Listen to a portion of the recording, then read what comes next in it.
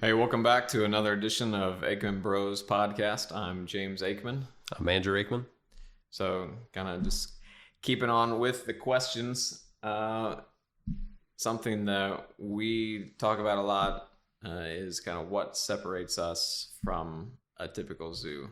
And so, first thing is the drive-through. Most zoos do not have a drive-through component. So we are Illinois' first and only drive-through park. So the drive-through is a big difference, but just on the walk-through side, we really wanted people to walk in and see how big the habitats were, and to have habitats bigger than what you would find at a lot of zoos. And so I think we have been able to accomplish that for the most part. We get a lot of comments from people about how much they love how big of areas the animals have.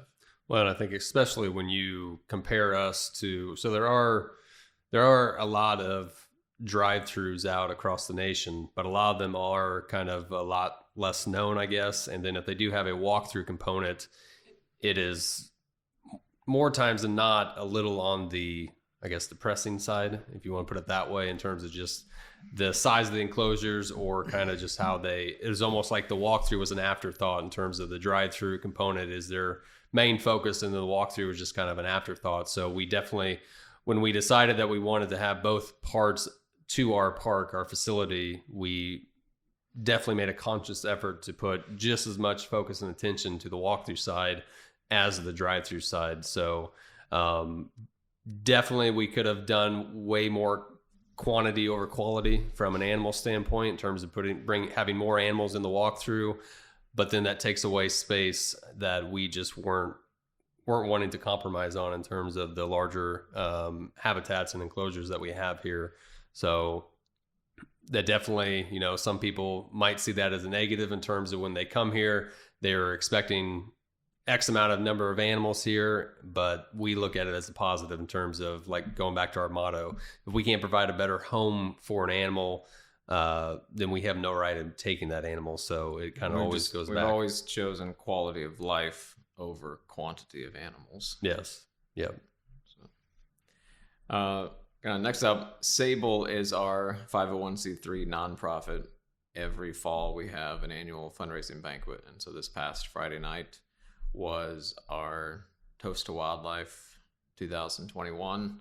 It was our biggest and best event ever. I think our biggest event prior was about 70 people, and so this one we were at about 125, so close to almost doubling what we had done in the past. We had a wide variety of stuff for the silent and the live auction, and I think we grossed around $32,000, and so we'll have some few expenses that'll come out of that, but definitely our best banquet so far. Yeah, this year the focus was kind of geared towards the kind of the new wolf kind of facility that we're building, the wolf dog facility. So definitely the money that was raised for that is going to help quite a bit. Mr. Big Spender over here, I think, was so one of the top bidder. One of the new things this year that we haven't been able to do in years past is we had some custom one-of-a-kind artwork pieces that went in the live auction. Who one of our team members did, and we had zero clue. No idea just how talented. Even paint. How talented she was. So those were kind of very eye-catching pieces that, like I said, years past, we always kind of struggle in terms of just having enough stuff and reaching out to enough places in time to get different items ready for the silent and live auction. And this year we were very blessed to have that in our own kind of in-house. We were able to have that be a part of it. And yeah, there was a piece that she did with one of our wolf dogs, Alpha, that didn't think I was going to have to go that deep in my pockets, but the way I justified in a roundabout way, if Sable does well, then that's just added job security for me. So I was more than happy to pay for that and help contribute to the overall total of the night. And I know most of you are probably wondering, but I did check, and he did not use the park credit card to pay for it. I thought about it, but maybe next year I can pull that prank on him. So overall, it was a great night. We had a lot of people compliment on how we had Brian Badger from the Cheetah Conservation Fund talk. People loved listening to him. Our auctioneer was great, and we get positive comments on him each year.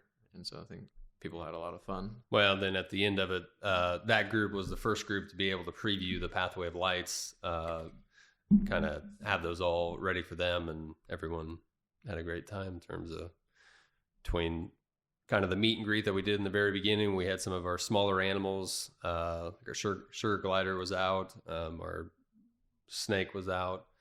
So they were kind of able to see a few hands-on experiences if they were brave enough to do that. And then, like I said, we had a good hot meal, and it's a good night overall. Yep. So already looking forward and planning for the next one next year.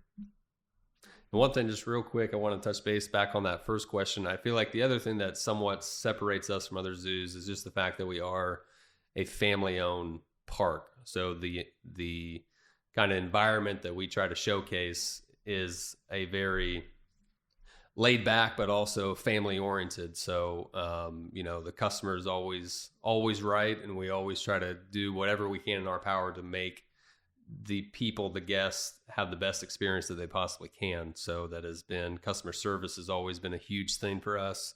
And I feel like that is another thing that really does kind of separate us from some of the more larger zoos that, maybe some stuff falls through the cracks, intentionally or unintentionally, whatever the case may be. But we do try to go out of our way to kind of make sure that every single person that comes here has the best possible experience that they possibly can. So just one other thing that I thought about.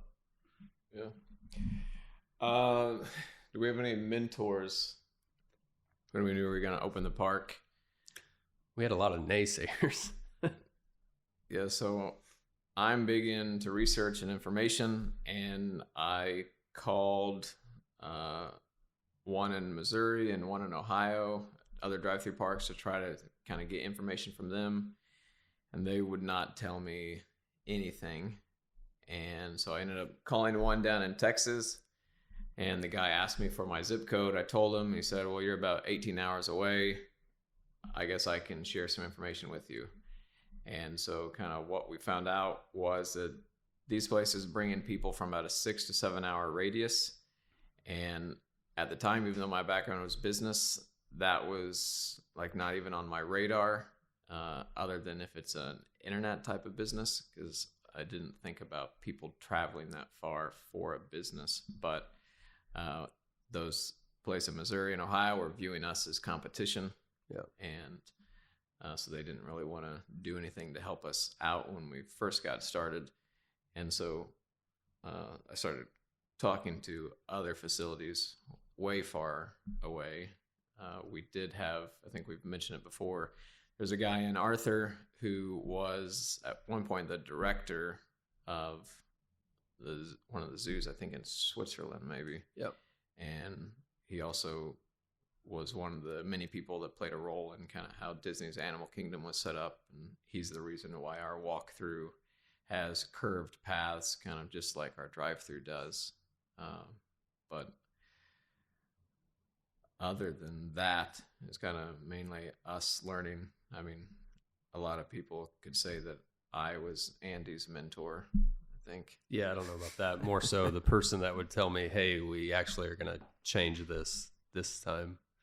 So, no, there's a lot of learning on the fly, and basically just if we had a question, if we couldn't find someone to answer that question, it again goes back to us kind of being able to think a little bit outside the box. And between the two of us, and then also when we started to get some of the other team members involved, like Daniel, bringing in other opinions and kind of past experience with certain things and situations, it just kind of a big combination of, if you have a problem, there's always a solution. There's always multiple solutions to it. It's just kind of figuring out what the right one is. So that's kind of where we have a slight advantage in terms of, me and him, we go back and forth quite a bit when it comes to arguing different viewpoints. But at the end of the day, it's all to strengthen the best viewpoint possible. And usually it's kind of a combination of my idea and his idea. And then that goes the same for our team here. So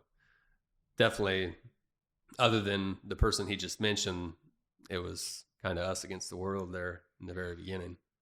Well, and we've always felt that between those of us that are on the team, there's usually nothing that we can't figure out. Right. And everybody brings different ideas to the table. That's where him and I would kind of butt heads the most, yelling at each other most. Actually, he's yelling and I'm probably laughing for the most part. I'm not really a big yeller, but both have different ideas. And usually through that fighting, arguing, yelling, laughing, we come to something that's an even better idea. And so, well, it also helps that within a 20-30 mile radius around us, we have just a tremendous amount of different resources we pretty much get everything we need. Yeah, so that definitely helps the situation with not having kind of a specific person there to kind of guide us through this process. I mean, it's not very many people out there will build or buy a former amusement park / botanical gardens and then completely turn it into an animal park. So there's not very many how-to books on that. So you kind of just have to hit the ground running, and we would be lying if we said that we haven't had to go back and kind of fix certain things. So let us know if you'd be interested in a how-to book for that. We can see what we can work on. We can get our people to work on that. Yeah. But there's a Facebook page for kind of zoo and park owners and directors that both of us are a part of. And so we have been able to see what other people are doing or bounce ideas off of that. So that has been a couple of years ago that would have been created. Mm-hmm. So yeah, now that I mean, if that would have been such a thing that we would have had access to in the very beginning, then it could have answered some of those more questions that are specifically related to a wildlife park that, like I said, there's nothing out there. But yeah, having that now, we're able to kind of have a little more of a sounding board to ask questions, or just like the giraffe that we're hoping to have in a couple of years, we were able to make that connection with that park over in New York and be able to kind of ask them specific questions about that. So those sort of things, those doors have opened up over the last few years, but in the beginning it was pretty slim pickings in terms of resources from a person standpoint. Well, and him and I, we don't really have a zoo background, although we did have a petting zoo as our first business in our grandparents' shed when we were I don't think guinea pigs and rabbits don't count. But that aside, USDA has kind of confirmed it for us in talking with them, working with them taking pictures of things we do. We don't have that zoo background, so it's almost like we can look at things differently. We're not looking at it as, well, this is what we've always done, or this is what people always do. We're just looking at it, what makes the most sense efficiently and logically from the animal standpoint or from our standpoint for caring for the animal. And so that definitely helps add to the fact that we're already outside the box thinkers anyway. And so we've been able to do things, not necessarily that they're innovative. Some might be considered innovative, but USDA does take pictures of a lot of stuff we do to share with other facilities that have been around for much longer than what we have. Yeah. But we've definitely learned a lot at this point. We'd feel comfortable with just about any animal out there, or at least have an idea of what we'd need to do for an animal. We have an introduction process that we use for our drive-through side, and have implemented that on the walk-through side as well. So I'd say our own research has been our biggest help in doing this. For sure. And God has played a part in it as well. So we would not be here if it wasn't for that. But so kind of also continuing with our animal spotlight, we're talking about our Elins. Elins are the largest antelope on the planet. They're native to Africa. We have, where do our Elins come from? So Ellie, our big female, came from an Amish drive-through park in northern Indiana. Came with our wildebeest and our Chapman zebra. They had them, didn't really want to take them through another winter and so she came. When they're part of the original, I mean, they came Yeah. November of 2015, so just a couple months after we acquired the property. So, And then our male Elin came from a facility in South Dakota, I believe. They just did not want another male Elin to compete with the males they already had. I think he came in as a 3-year-old, maybe 2 years or 3 ago. years. I think he was a 2-year-old. And then the picture you see up there, that's Marky Mark. And so he came from when Ellie and the male fell in love, and then that's what happens. So Yeah. Marky Mark was born here. So we don't consider ourselves a breeding facility by any means, but with some of the, especially the antelope species and the deer species, it's kind of one of those things that I guess we could experiment with it, but from a castrating standpoint with the males, there are adverse reactions to certain animals, especially when it comes to like horn growth and just certain different kind of hormonal changes that we just haven't felt comfortable enough going down that avenue. So we try our best throughout the year to kind of, if we are able to be in a position to separate males and females, we can. Like I said, we don't necessarily plan on babies happening or anything like that. We were a little kind of surprised that this actually did happen because Ellie is definitely an older animal. She would be, is she 10 years old now? Yeah, so she's a 10-year-old. So she would have gave birth when she was 9 is when she would have gave birth, which as far as we know, that was her one and only child or baby that she has given birth to. So being a 8-year-old, 9-year-old, that is very old to have your first kind of offspring. So we weren't quite sure if there was even a issue where she was actually infertile or anything like that. But come to find out that she was pregnant, she gave birth to Marky Mark. So again, that's kind of how those sort of situations happen. I have no idea if they will ever get pregnant again or not. At the moment, she is not pregnant.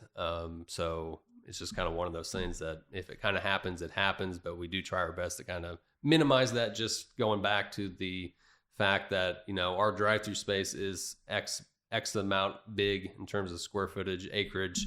And we kind of always have to make sure that we're maintaining a decent relationship between animals grazing on it and the grass that we have growing, so we don't overgraze or anything like that. But if you're wondering where the name Marky Mark came from, we talked about our Sable Banquet earlier. One of the things we try to do there is auction off naming rights to 1 or 2 new animals that might have come in that year. And a friend of mine got the naming rights for him and wanted to name him Marky. So we added the Mark to it to make it sound a little more normal. And that was actually kind of the last naming right thing that names came back a little questionable. So after that, we instituted the rule where you submit 3 names and then we'll pick the name that best suits it. But well, another interesting fact about Marky Mark specifically is, so when he was born, we noticed almost immediately that Ellie was not producing the amount of milk that she needed to produce. So that put us... might have been partly because of her age. Could have been because of her age. So that put us in a little bit of a unique situation when it comes to deciding if something's going to be a bottle baby or not. Usually, if it is a male, and especially if it's an animal that has horns as it gets older, it is not a good idea to bottle feed whatsoever, because usually those animals become some of the most dangerous animals out there as they get older. Personalities change. They don't have kind of that initial hesitation when it comes to people. If they have been around people all their lives getting bottles and stuff, they actually look at you as just another Elin type of thing. So in order, when we knew that we had no other option but to bottle feed him, we kind of had to do something that we've never tried before, and we didn't know if it was going to succeed or not succeed. But basically what we would do is we would leave him in with Ellie, and then initially it was 3 times a day, 3 to 4 times a day, kind of in the very beginning. But we would go in, do as little contact as possible, as much as you could do with still giving an animal a bottle. And we did that for, the first at least 3 or 4 months of his life in terms of going in there, giving him a bottle, and then getting out as quickly as possible, making sure, even though it was extremely hard when he was a baby, to try not to do at as little as kind of contact as possible, just because, again, we did not want to create a situation where it was going to be extremely dangerous as Marky Mark got older. And it worked out. It was a 100% success. So I think he will be one, as he gets a little older, a little more confident, he will come up to tours and stuff, just like our other two do. But he is definitely takes after his mother, being a little more on the shyer side. So we are very fortunate and very happy with the results of having to do a situation like that, because it could have easily been the opposite way, to where he just started to become a little more aggressive, being a little too friendly. And if we were going to have that situation, then we were going to have to kind of think about what our long-term plan was going to be for him. So kind of a little unique type of growing up that he had to do, just because of Ellie not having the amount of milk that she needed to kind of take care of him just by herself. And the male is probably close to 900 pounds. Yeah, 900, if not pushing close to 1,000 pounds by now. And Ellie's probably 7 to 8, maybe. Yeah. But they can still jump more than what most people think they can. Oh, yeah. So the Elins are the largest antelope species on the planet. There's actually 2 different subspecies of Elin. So there's the common Elin and the greater Elin. So the common Elin is what we have, which is just a tad smaller than the greater Elin. So the greater Elin is technically the largest antelope species. Like also the Lord Derby Elin. Oh, yeah. So like I said, the Elin species is the largest antelope, and you're talking males can get up to 12 to 1,500 pounds. And the incredible thing about Elins is, even with their body size as big as they are, they still are incredible jumpers. So technically, and I would never say that ours would do this, because captive animals, and compared to wild animals, they are just, to a certain extent, hardwired a different way. So out in the wild, Elins can easily jump over 8-foot fence, and sometimes even 10-foot fence. So if you can imagine an animal that's over 1,000 pounds being able to get that far off the ground, it's just absolutely insane. Ours, probably the most we've ever seen them jump is 6 feet. Kind of sometimes when we're really kind of pushing them around, doing vet work on them in the alleyways and stuff, they will show that a little bit. But an animal, to do something like that, they have to be extremely motivated. So out in the wild, if they're trying to escape a predator or something like that, then that is a little more of a push for them to do those sort of behaviors than what we would ever see with ours. But it is still an incredible fact that just an animal that size can generate that much power. And for most of the time, they do it like they're not even trying. Like, they don't even have to be a dead sprint or anything like that to build up speed to get that high off the ground. It's just literally something that they can kind of just do in a whim, if given the right circumstances, situation that's around them. So might go towards a little kind of a misconception when it comes to Elins, is you wouldn't think that they would have that capacity in them just because of how big they are. I mean, you're talking about literally a small horse being able to jump over 10 feet. So it's pretty impressive. Yeah. Yeah. So with that, that kind of concludes this episode. We appreciate you guys tuning in and look forward to seeing you next time. Later.